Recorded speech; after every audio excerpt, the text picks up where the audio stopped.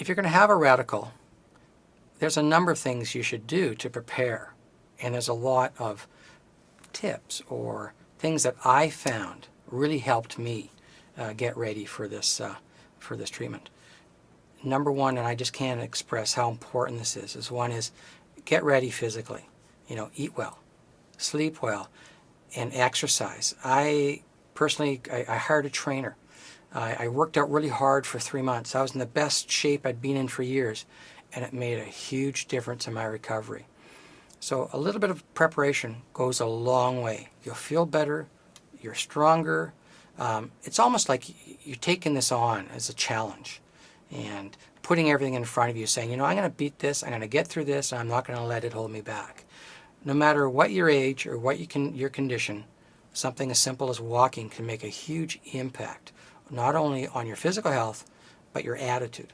And attitude in this case is very, very important. So for me, just getting ready physically, working out, and taking on the challenge head on made a huge difference in my recovery. Talking about recovery, other items that you should be prepared for and expect is that you're not going to be going dancing a week after your radical. It is surgery, and you got to be realistic. That means, you know, you have to prepare not only at home, but at work, and be realistic about what your expectations are. You're not going to be putting a new roof on the shed in a couple weeks. But on the other hand, you're going to be out there, you're going to be out there walking around and doing just fine and recovering. But realistically, you've had some major surgery, be prepared for that. And I'll tell you a little story. I thought I was really, really smart. I had everything ready to go. I had in my den a brand new Lazy Boy set up, a big stack of movies, great plan. I was looking so forward to getting in there, catching up on all my old westerns. I never thought that I would have trouble getting out of the Lazy Boy. Once I got in, I couldn't get out. Abdominal surgery, you have no ability to roll out. It's a little bit of a joke. I'm still in our family. I look back at it and laugh, but a couple weeks later I was fine. But you have to adapt to a few things that aren't in your control. And within the third or fourth week I was doing well and back to work after a month.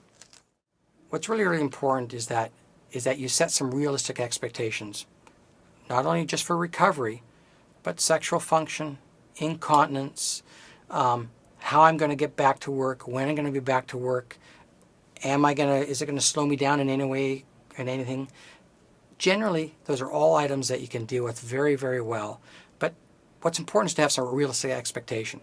The way you get those realistic expectations is you've got to talk to some survivors at your support group.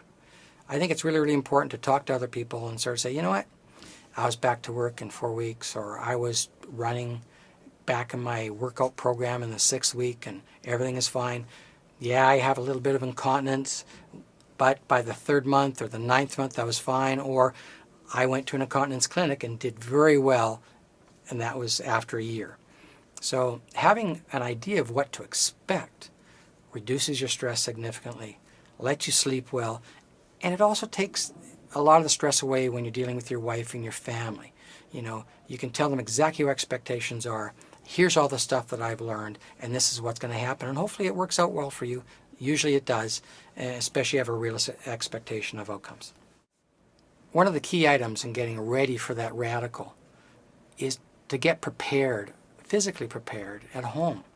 Simple things like, you know what, I'm going to get the bedroom set up so it's easy to get in and out of. In the first week that you actually come home from the hospital, you are going to have a catheter. You know, it's a little bit of a nuisance. It's hooked onto your leg. You kick it off. It makes it a little bit trouble to sleep sometimes, and you're going to have to learn how to sleep on your side, and if you're usually sleep on your back.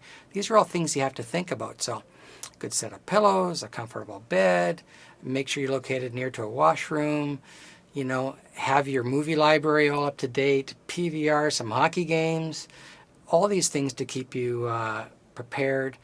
You're going to be sleeping a lot, some good books. Think ahead. Simple things like make sure you got, as I put it, lots of coffee on hand, easy snacks to prepare. You got to remember that you're the one in bed. The caregiver is going to be your wife your family, your significant other, and you want to make it easy on them too. Making it easy on them makes it much more easy on you and everybody. A little bit of planning goes a long way, and it'll make a real big impact on the quality of your recovery.